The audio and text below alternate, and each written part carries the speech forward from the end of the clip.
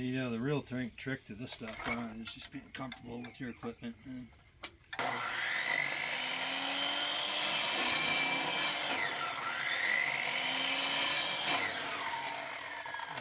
don't think I could be up there in balance of being the same. Right.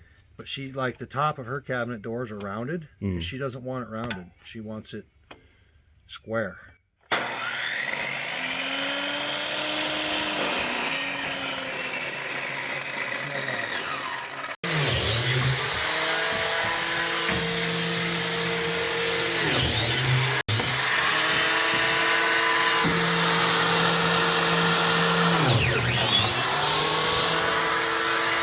What I'm doing here, Brian, is I'm just presetting all my clamps just so that everything's close. I don't want to have to fight anything. Right.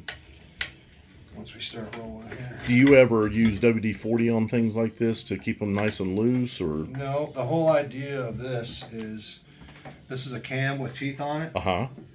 And as the board clamps down, it pushes this backwards, and those teeth and that dig locks into it in that place. pipe. Yeah.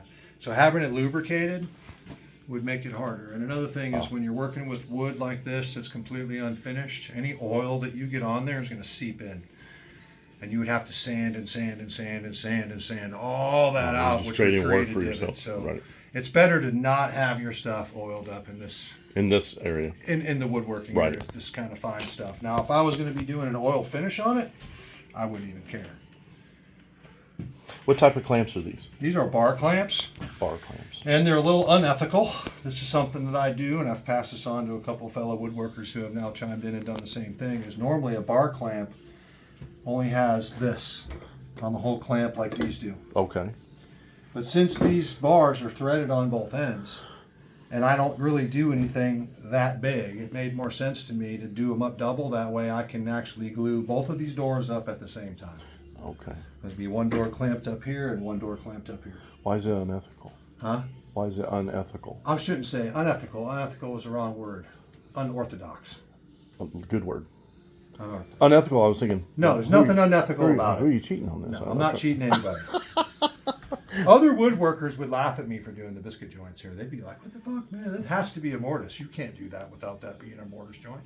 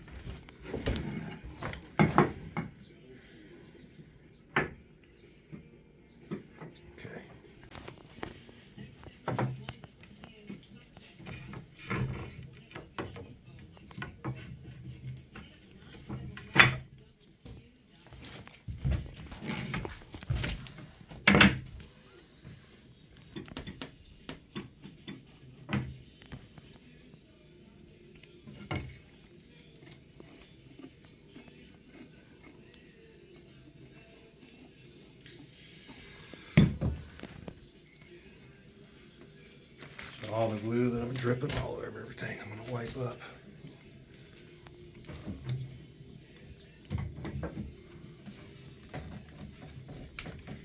I have that the wrong way.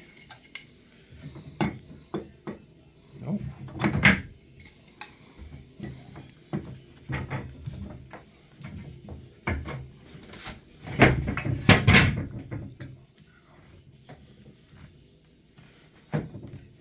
There you go.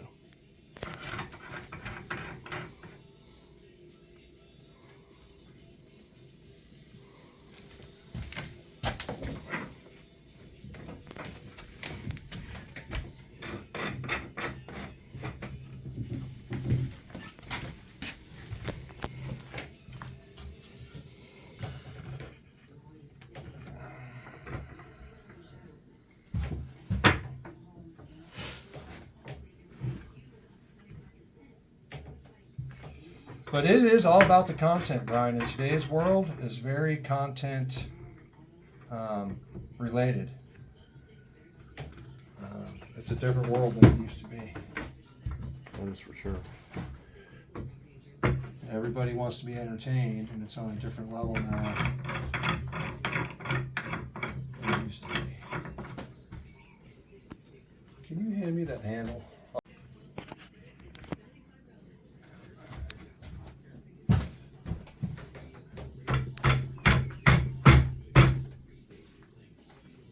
Looks more gooder.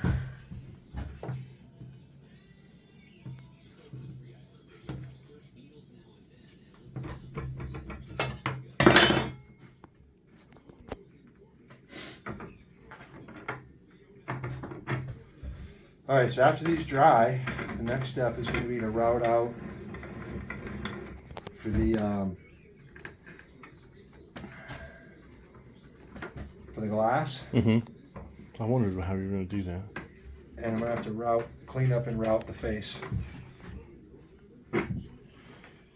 And I've got some options. I can do it by hand, with the router by hand, and just set up a jig, or I can set up my router table and lay them on the table and run it.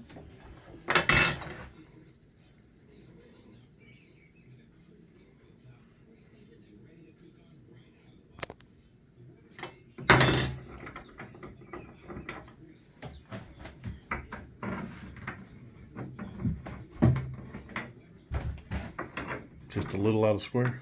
Yeah.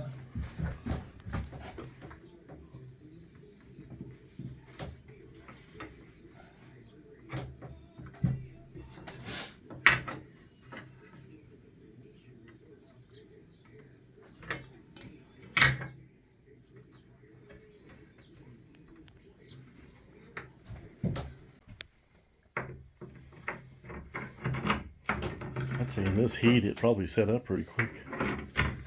It only needs to sit for 3 hours. That's what the bottle says.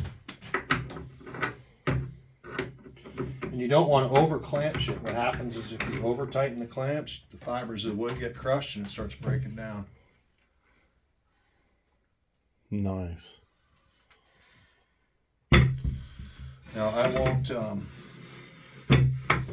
sand on these today. I'll wait till tomorrow, but you see I'll have to sand off all this drippage.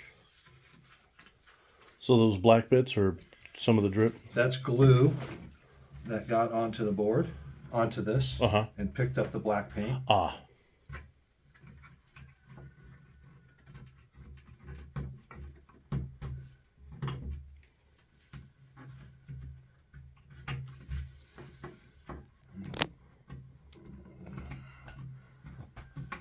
And over the next couple days, I'll sand on these a little bit here and there. Tomorrow I'm pouring concrete with David, so I don't know. I won't be probably sanding on them any tomorrow early. Tomorrow evening when I get home, I might sand on them a little bit. Clean this up, and whatever side turns out to be the prettiest, whether it's this side or the other side, the pretty side will be the outside. Mm-hmm. And the non-pretty side will be the inside. And I'm also gonna do some routing on these. So in that box right there, if you open that box, you'll see that there's about maybe 15 to 20 different router bits in there, and each bit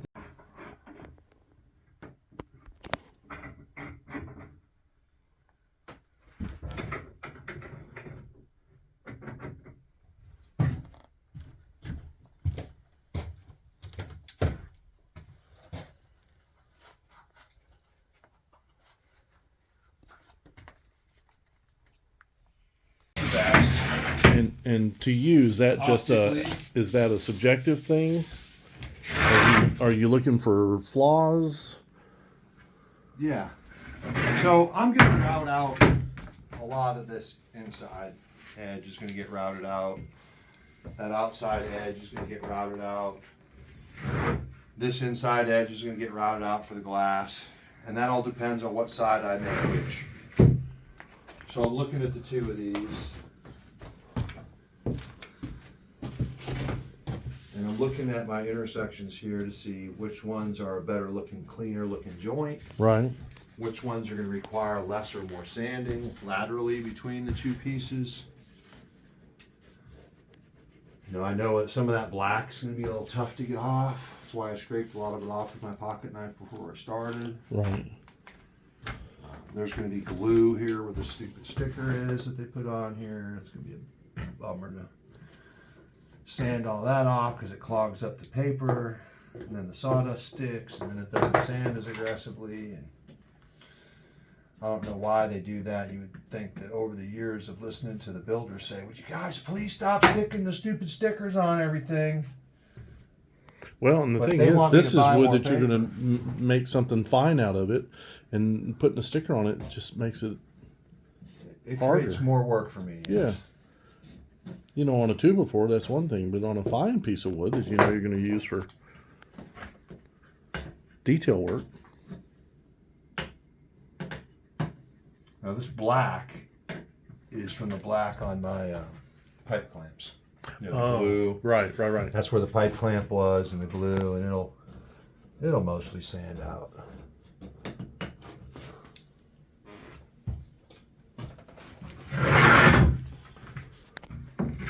Remember how one of these was wider? There were some of these that were wider, like this is a nice wider piece of wood right there. Oh, white. Yeah. Wider, Yes. and these were more red. So if I did them like that, this would be the left and that would be the right. Or I could flip them over the other way.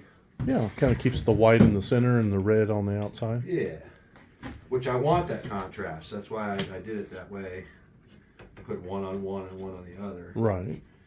And it would also allow me to choose my sides, and I'd still have that contrast.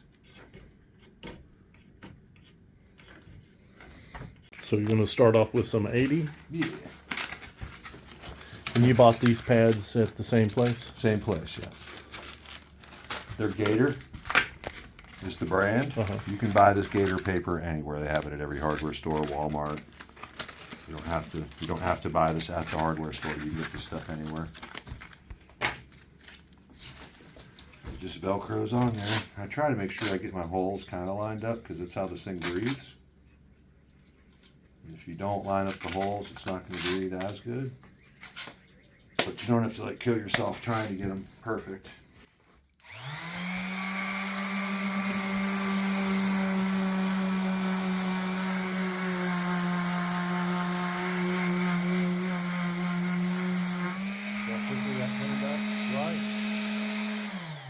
So when sanding, you always want to sand with the grain. And the reason I'm using an oscillator here is because it's going every direction and it's going to be fine. Or if I had my belt sander in here right now, I'd be sanding just this direction Just on this piece and just that direction on that piece. Eventually, to get in here, I'd have to go to this anyway, so I'm just going to start with this rather than breaking out the belt sander and doing any more sanding than I really need to. If I started with 50, I'd have to sand out all those 50 scratches.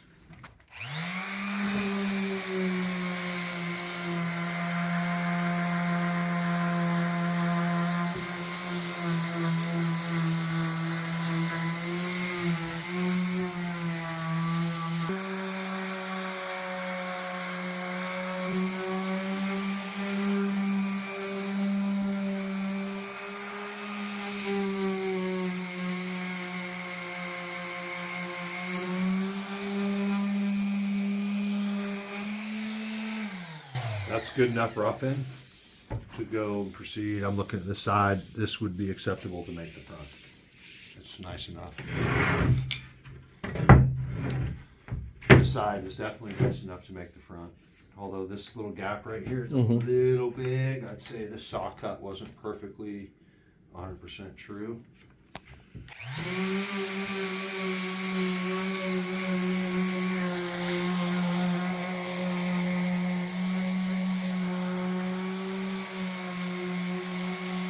Looking at this, You like the other side I better? like the other side better as the face. The joints are tighter. They look a little cleaner. But right here I can still see it where I got a drop of glue on it. See that? That's a drop of glue. I wiped it off with water. You can see it right Right. there. I need to sand that a little bit more. Right. There's still a little black right here. It needs to be sanded out, but I'm not going to do that until after I get the routing done, because that's where we can have a catastrophic failure. Right. You can see where all the glue. See all the glue? I want to make sure I get all that off. And that's easy. With this tool like I'm this, gonna there's sand it nothing right to it, off. right? Especially since it's been sitting for 3 days. The glue is fully dry and it's hard now. Where if I'd have tried sanding it that first day or even within 12 hours of gluing it, the glue is still a little wet, and all it's going to do is clog up my paper. Where the longer it sits, the harder it gets, the more it's going to turn into a powder and not clog up the paper. Right. Which sandpaper is easy to clean. I got a trick for that too. Well, I've Pencil seen eraser people. cleans I've it seen right people up. use compressed air. Actually, a pencil eraser does way better. Huh. Or rubber. Or Piece of rubber? Yeah, cleans it right up. Interesting.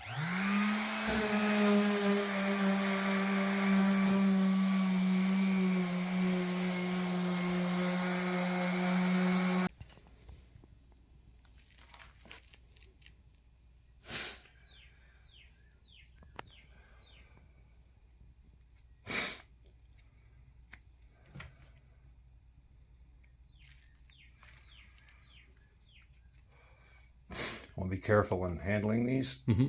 They are razor sharp. These carbide edges Right. will cut the tar out of you if you're not careful. The tar.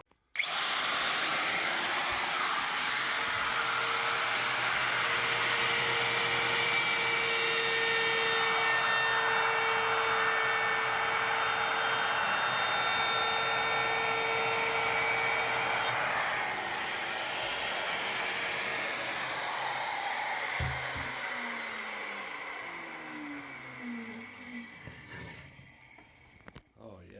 So when you have that kind of just a little bit of an edge, a belt sander is the better tool. It'll be faster. I'll try this really quick so I don't have to go to the truck and get it, because I think it's just that one. Mm-hmm. If it'll take that off quick enough, we'll just use this. So Oh, it might okay. save me a trip to go and get the belt sander.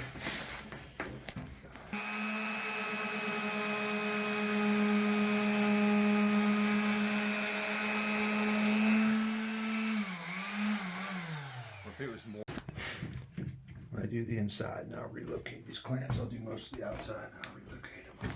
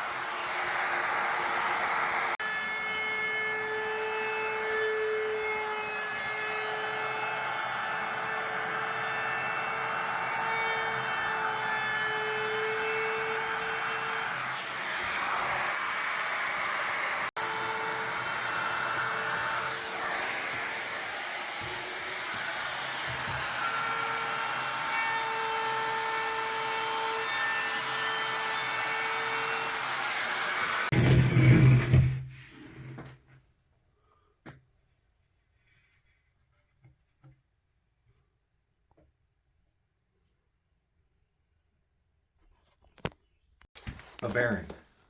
Oh, they don't. No. Which is acting as your guide a little bit, isn't it? What's that? The bearing.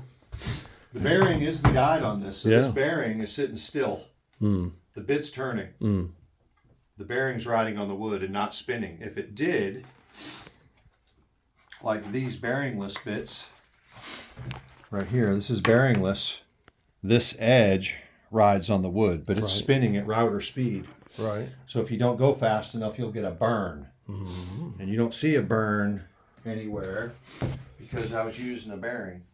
But if I wasn't using a bearing, you'd see a burn on there. And the only way to stop that is you would wax this edge first. Okay. But because we're going to sand and seal and stain and clear coat this, Right. if we had burns on it, I'd be sanding the burns out. So I chose to not use a non-bearing bit, use a bearing bit so that there's no burn to clean up. Or if I'd have used this, it'd be burnt all the way around. Just friction burn. Just from friction. the high speed. But the cutter bits don't have bearings, as you can see.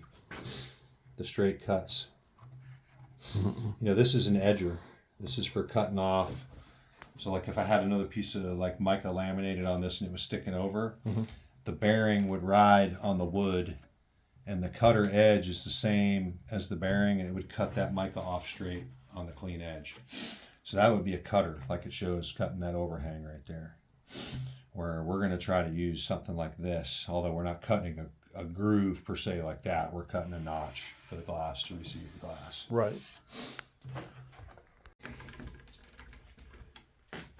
I noticed that you're being obviously extremely careful with it, and you're also making sure that, you know, when you were just putting this soft edge on, that you're being very deliberate.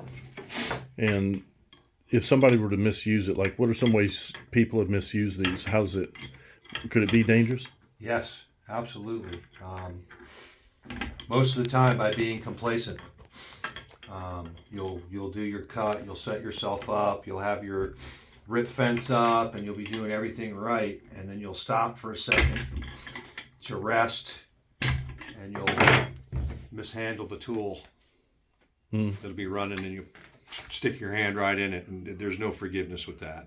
That's a carbide, razor sharp surface. Right. Or in the process of tightening it down, they won't have the table on. They'll take the table completely off to tighten it down, and the whole bit's exposed, and they'll drag their hand across it and get cut. Or they'll go the wrong direction, where the bit is cutting the same direction they're going instead of the opposite direction of what it's cutting, and it will get away from you, and it will gouge and run. It'll get right out of your hands. Like, Oh, wow. Yeah, you got to hold on to this thing. Like, Well, they give you two big lock it handles down. there. Yeah. So do you measure the height of your table here for this particular cut, or Yes. does I'm that going to- that particular bit it's gonna gives you a be- nice preset? Yep, I'm going to set Depth. it about a 16th. For the thickness of my glass. Now I've got a piece of glass over here that I'm going to use. Not I'm going to use for that, but it's going to be the same thickness as what I'm using. That piece of wood's a little bit thicker Than the glass. than the I'm actual gonna use. glass you're going to use. So I'm going to use it to set my table height, which will be the depth of my cut.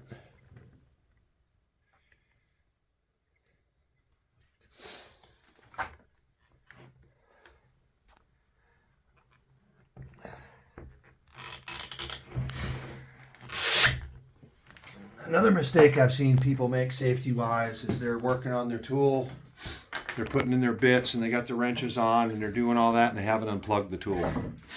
And they may accidentally hit the power button with something, a stray piece of wood, or bump into it, and the thing can turn on while you got wrenches attached. And wrenches will go flying, bits will go flying, you can get hit in the eye, the hand. Always should have it unplugged when you're working on If it. you're working on that, unplug it. There's no sense leaving it plugged in. It just takes a second. Most accidents in the shop happen when people get complacent. Mm-hmm. Okay. Again, we're going to use a sample piece and just check out where we're at. So it looks like if I'm going to be there,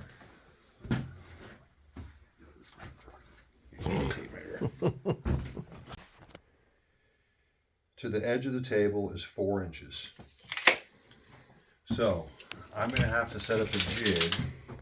No, I'm sorry, it's 3 inches because I was cutting a 1 inch. 4 inches. So I'm going to, from the edge of this, I need to stop at 3 inches off this edge. So, a couple ways I'm going to do that. The first thing I'm going to do is I'm going to clamp down a 2x4 here, because the 2x4 is thicker than this, and that'll give me something to butt the table up against. And then I'll cut blocks that space this and go in there to keep this edge 3 inches off that 2x4. And then I'll clamp it down. And then I'll have that whole edge and that whole edge. Then I can flip it around, and then I can do these. And I think these are, they're 3.5.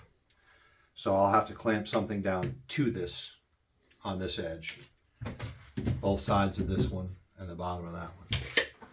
So we'll do this 2x4 first, and we'll get these long sides, flip it around, get the other long side, put that door in, Long get side, that long side. side, flip it around, then we'll work on these short sides.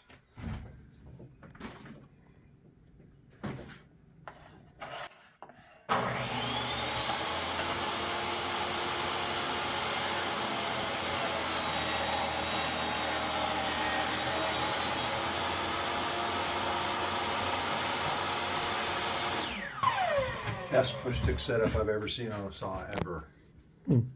Ever. That's this little back right in there. Best ever. You always know where it is. It's readily available. You don't set it down or anything. And I like how this folds up underneath for transportation. This is a nice saw. It's an 8.5, which is a little different size. Normally table saws are 10. What's the manufacturer? DeWalt. DeWalt. Yeah.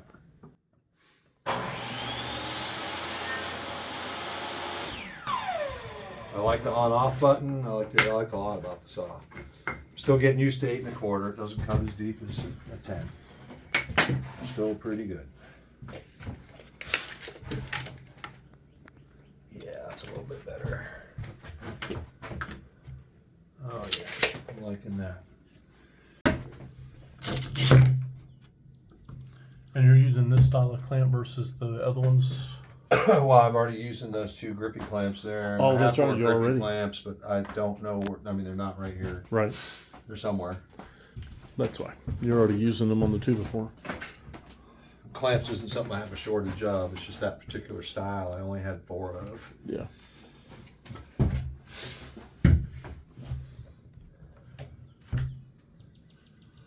I go in, I'm gonna go in another 1/4 inch. I'm about a 16th deep.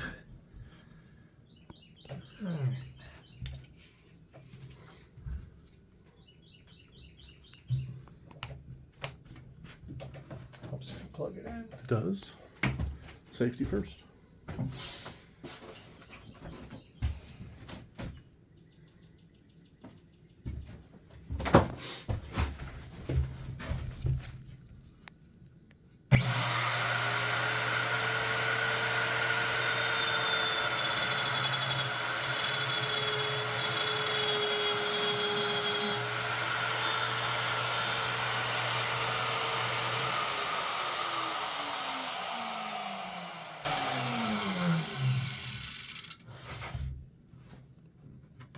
Oh yeah. I'm a little over a 1/4 of an inch. Yeah, but you can I size your like it. glass. That doesn't matter. I like it.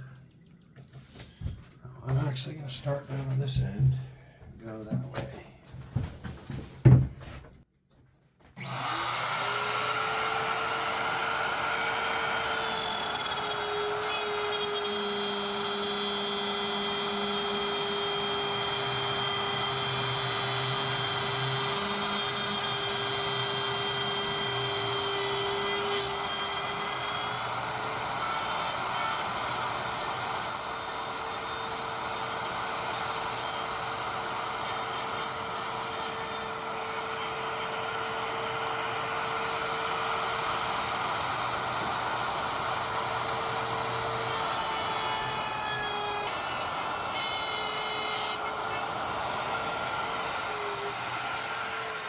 In there.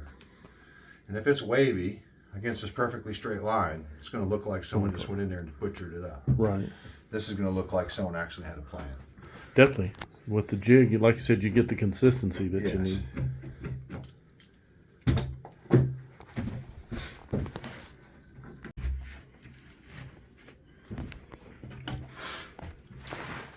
Well, now with the light hitting it like this, it's really It really jumps out. doesn't it? jumps. Yeah.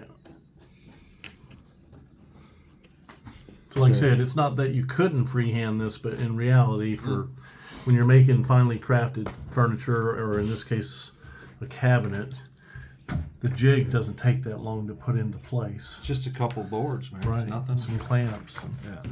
you just need to make sure that the depth of your jig allows for the depth of your cut. Yes. And you just want to double check it in between cuts too, just to make sure you're still, like I'm reading 3 and 16th is where I want to be. So the map of the lake, I routed that out by hand with this bit and this router to the pencil line.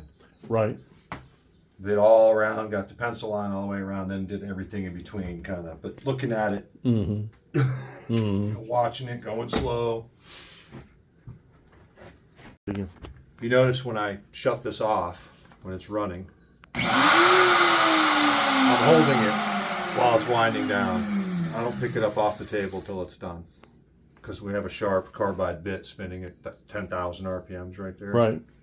So from a safety standpoint, you're waiting till it's completely inert. It's not doing anything. And of course, you're wearing safety glasses because it's popping out some. Oh, it's popping sawdust out. This is hard oak. Yeah. It's sharp. Right. It's pointy. If you got one of these in your eye, It's trip all to the over. hospital. All about And- the safety. And the other part is the sunglasses that you're wearing there are also bifocals. They're bifocal. They have a magnifier. They're 150, which allows me to see closer when I'm looking up close. I should go get my non-tinted pair since I'm working inside, but it's another trip to the truck.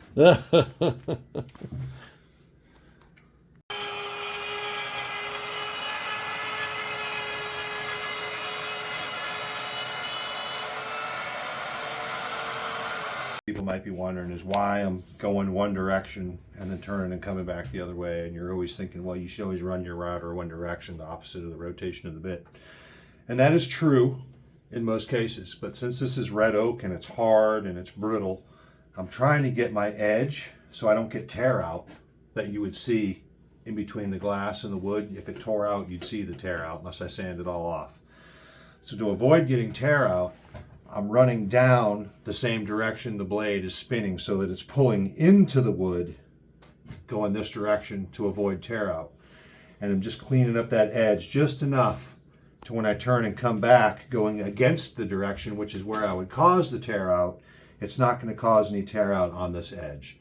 So there's a specific reason why I'm going the opposite direction that you would normally think you would with a router. Now, the bit you're using, you're having to make 2 passes to get the depth this way, but do they make a bit that could have made the width that you wanted? Absolutely. From the I have- get-go? Yeah, I have bigger bits. Oh, I don't mean for you to. Yeah.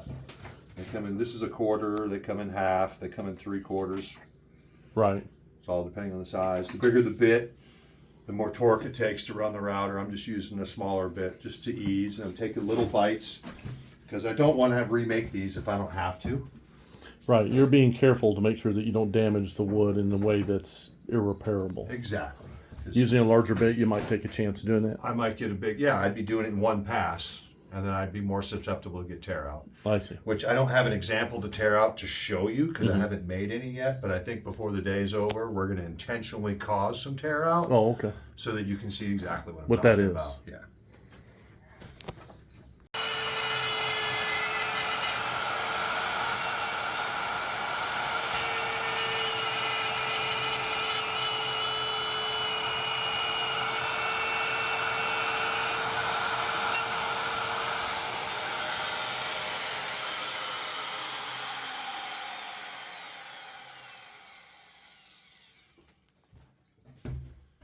Okay.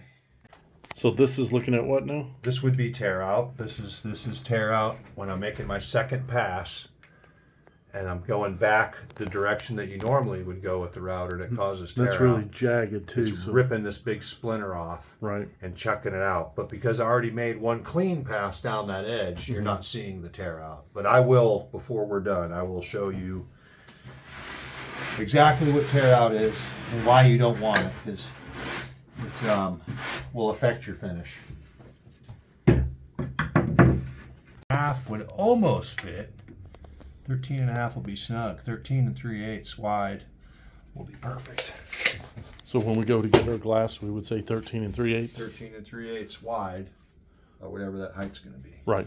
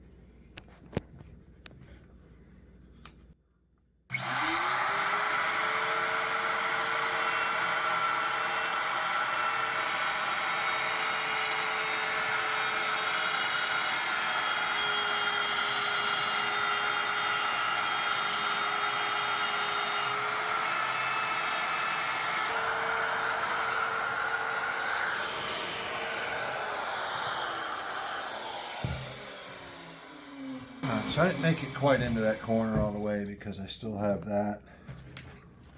It hit the 2x4. Right. I'm gonna move that a little bit where I can get in here.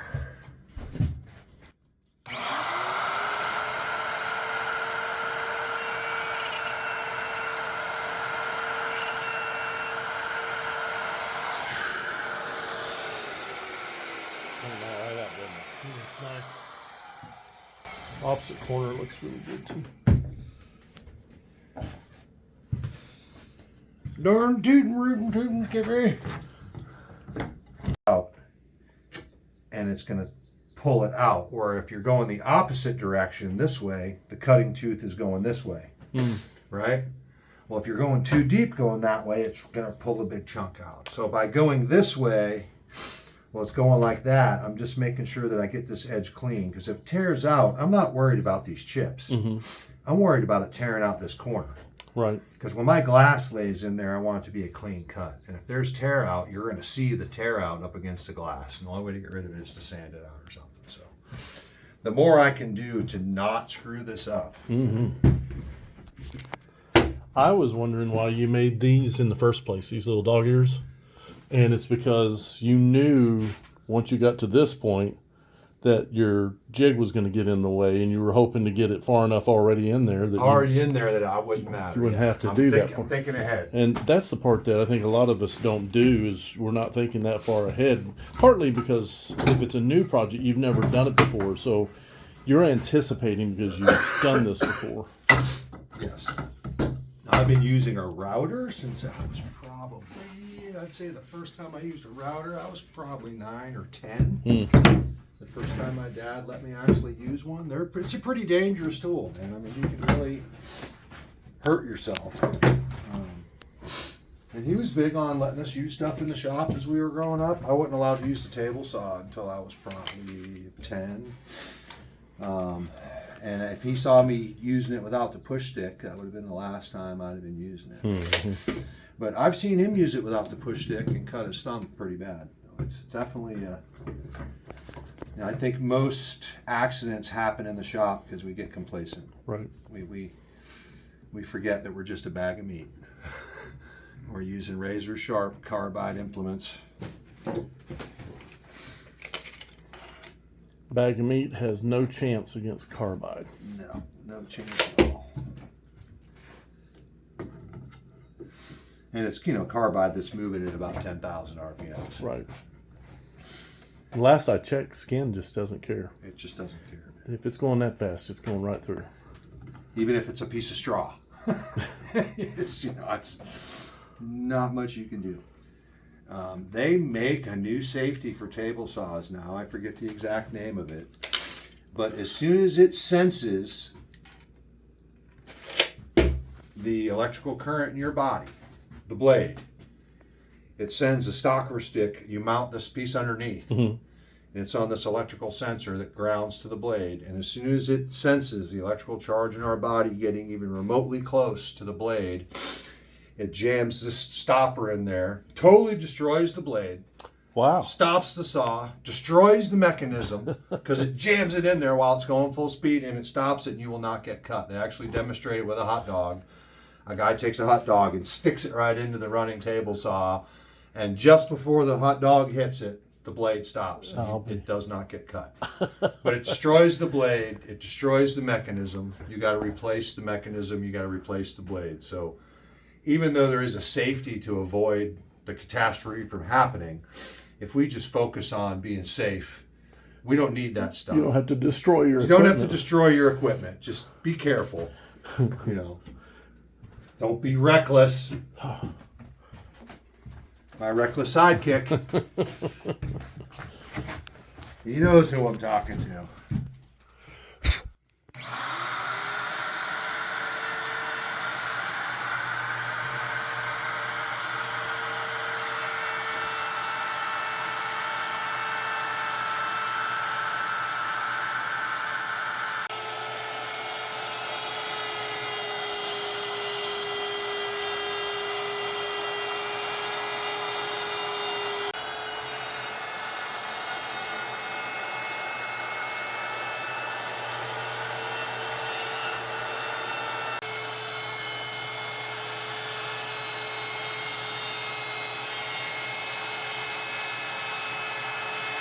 That right there is wanting to break off. Yeah.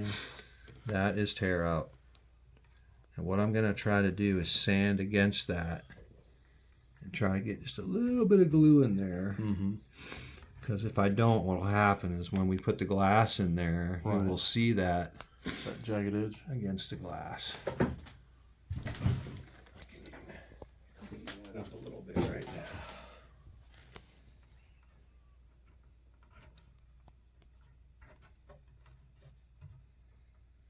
I'll try to get that back in there. That's not that bad. It can get way worse than that.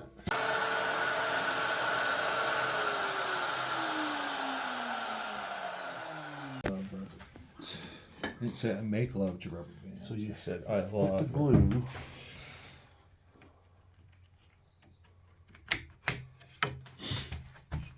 And you glue that little bit of tear out. Yep. I'm gonna stick that rubber band on.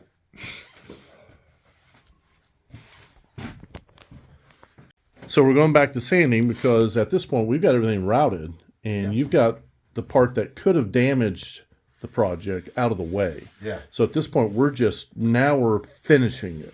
We're doing a finish sand here, that we didn't want to do before just in case we had a catastrophic failure. There's no reason to go all the way and then waste all that time. All the We're time. going to do that finish sand now, the finish.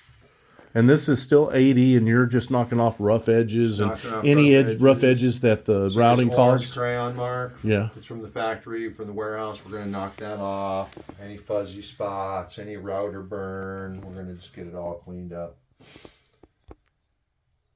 Right. And so 80 for a little bit on both the doors, and then come back with We're going to go to 120. 120. And if I like the way the 120 looks, we're stopping there. If I think it needs more, I'm going to go get some 220 out of the truck. But I doubt it. I think Right. I'll be happy with the 120. Okay.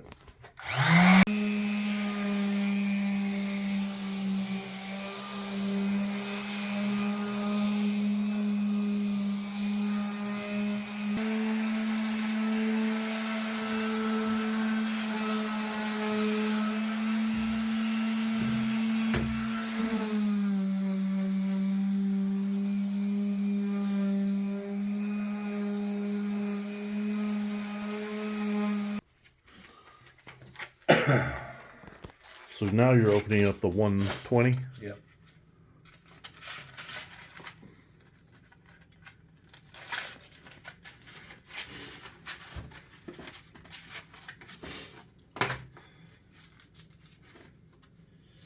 Hanging Chad. That little circle. Yeah. See that little burn right there from the router? It's taking that off.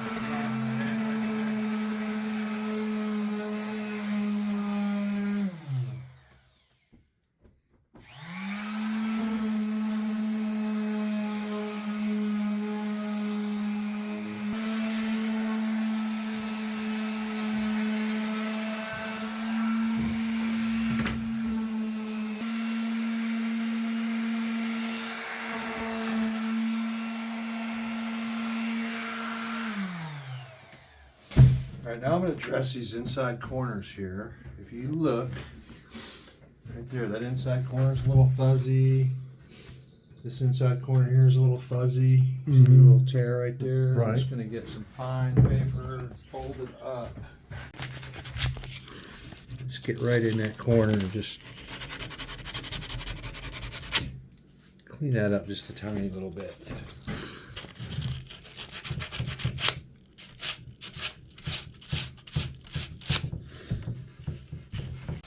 So would you call this the de-sawdusting part of the project? Sawdusting, yeah. And there's another way I could do this besides wiping it. I could fire up my air compressor and put my blower on and and like as they were talking about the silting while I was scuba diving this morning, we Right. didn't have to wait for all the dust to settle. I'm just trying to wipe it off. And if you look around my shop, you'll see everything is covered in dust because that's what I make the most of. I'm not ashamed to admit it. I can't make product without making dust. And again, we're getting ready for the stage of this stain and poly that the doors are going to be covered in, and we don't want there to be a lot of dust in the air settling on the poly. And this is going to be a couple step deal here because we got to do both sides of Right. these doors. Both sides, right? Now we're going to do the back side first, and then we're going to flip them over and let the back side set up on a couple small little slivers of something that I'll make. Probably these sticks right here. I'll cut a couple little squares of these sticks that we'll set it up on, so the majority of it can dry. And if it leaves a mark, it's only going to leave a mark right there where the glass is covered and no one's going to see it. Oh, I see.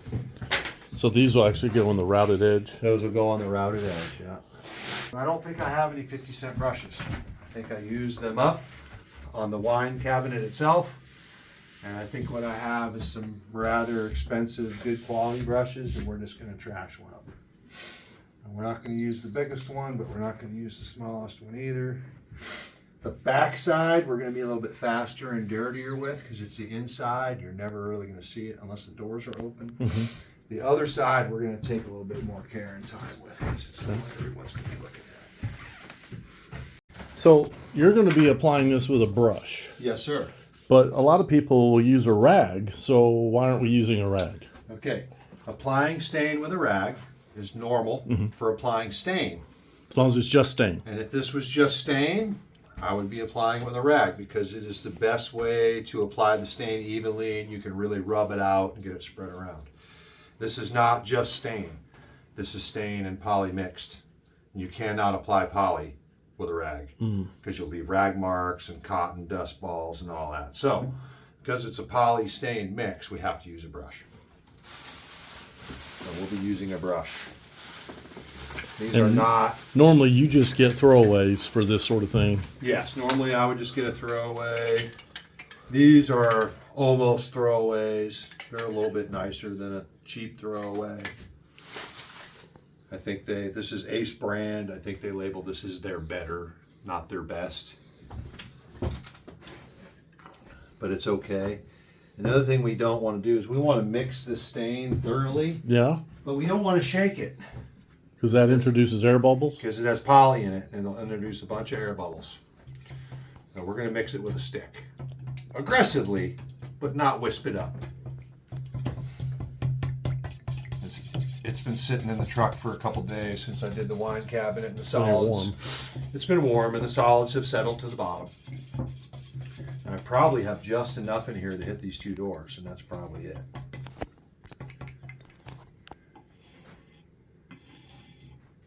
And if you're ever not sure how your stain's going to look on your finished product, you're always best to take a piece of the same exact wood that you're using on your product and do a test. And that way you know exactly what you're going to get. So this is the same wood. This is a cut off one of those cross pieces. And we would apply some to it and just see exactly what it's going to look like with the poly and stain on it. And if that is what you're looking for, you're good to go. You can always go darker. Always go. You can't go lighter. Not without sanding that off completely and completely redoing it. Right.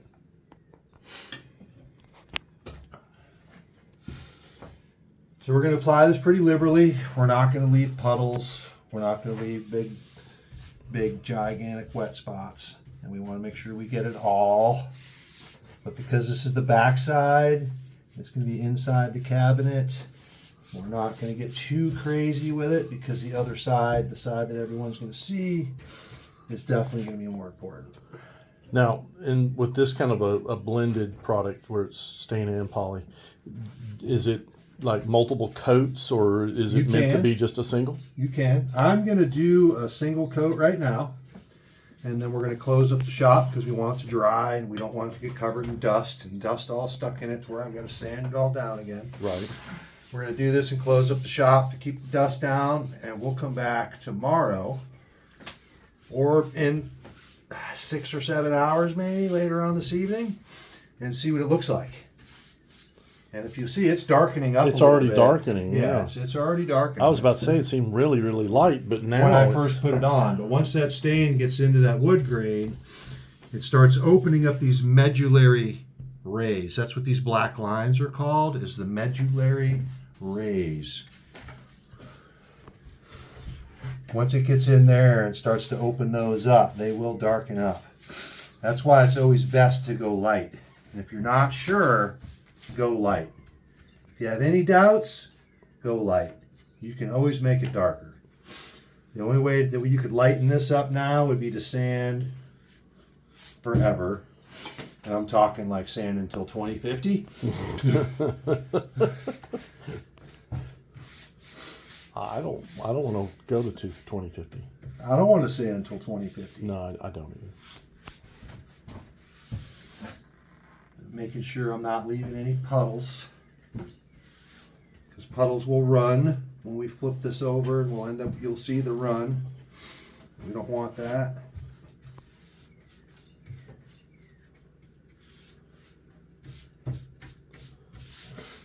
Here it's freshly on. And then if we go down where we've already applied it, you can see it's already darkened. It's pretty cool. And it's a good product in the sense that it's one or two applications. It's already poly as well, so it's going to protect the finish. And it's really helping us skip a step. Where if Right. we just stained it now and then came back and polished it later, it'd be a whole nother step. Another step, right? While doing it with this product right now, we're knocking it all out in one step. Come over on your side. So we started this project on Monday. We had about 4 hours in it on Monday, or was it less than that? Probably had less than that. Huh? Probably less, maybe 3. Maybe 3 hours on Monday. We've had, what, 2 or 3 hours in it today.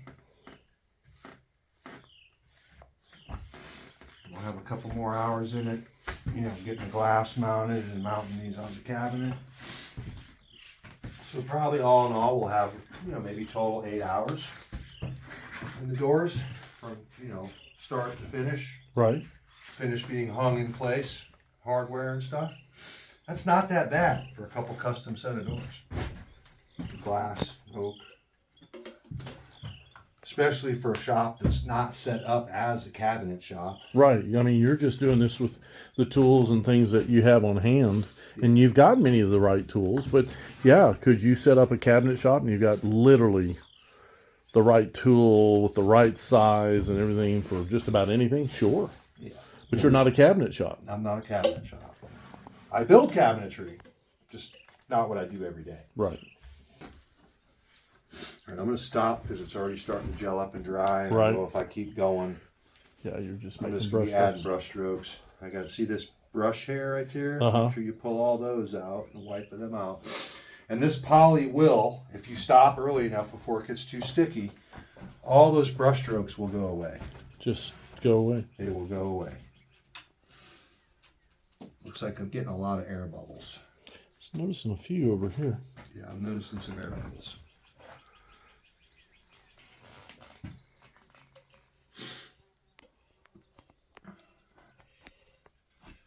We're going to let it sit. If the air bubbles don't straighten themselves out, we don't like the way it looks, we'll hit it with some 220 by hand, give it another coat. Great job, as usual. Thank you. Odd job, hijinks.